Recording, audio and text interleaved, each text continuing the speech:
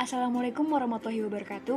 Kami dari kelas 12 IPS 4 akan menjelaskan materi kerusakan lingkungan yang beranggotakan Nadia Rafa, Nazwa Lutfika, Nur Faikoh, Ririn Ferianti, dan Sharon Nabilah.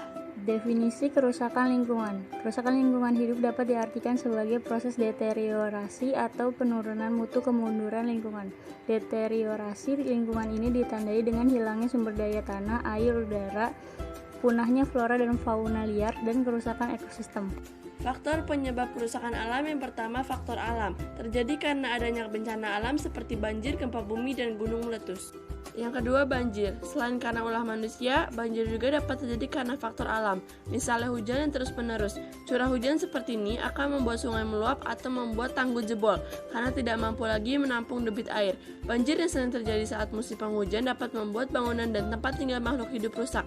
Lapisan tanah yang subur hilang, terbawa air, serta tanaman-tanaman rusak. Yang keempat, gempa bumi.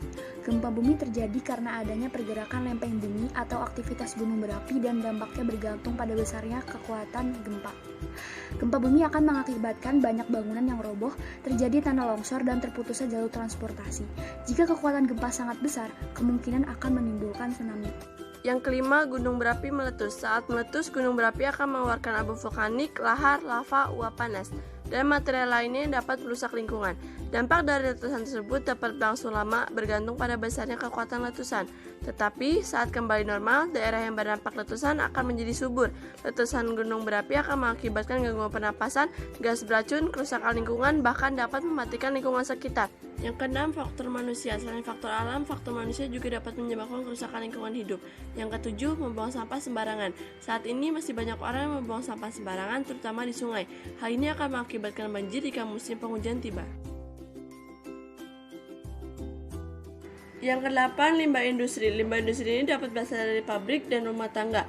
Jika tidak dikelola dengan tepat, limbah-limbah tersebut akan merusak lingkungan hidup. Yang kesembilan, menebang hutan secara liar. Saat ini luas hutan Indonesia semakin berkurang karena maraknya aksi penebangan liar. Hutan yang gundul tidak dapat meresap dan menahan aliran air hujan sehingga dapat terjadi banjir dan longsor. Dampak kerusakan lingkungan adalah muncul berbagai jenis penyakit. Selain itu, pencemaran lingkungan di air, udara, dan tanah juga dapat mengganggu ekosistem dan biota yang terdapat di dalamnya. Sikap kritis untuk mengatasi masalah ini yang pertama menerapkan prinsip 4R, reduce, reuse, recycle, dan juga replant. Yang kedua, reboisasi, sikap tebang pilih dan menanam benih untuk pohon yang baru. Yang ketiga, bioremediasi. Bioremediasi ini yaitu pemanfaatan mikroba ataupun tanaman dari kontaminasi. Yang keempat, rehabilitasi lahan, mengembalikan lingkungan fisik untuk bisa difungsikan lagi. Yang kelima, reklamasi pantai. Reklamasi pantai merupakan kegiatan pemulihan pantai untuk menyelamatkan lahan yang kritis dan mati untuk menjadikan lahan yang lebih produktif. Sekian dari kami. Wassalamualaikum warahmatullahi wabarakatuh.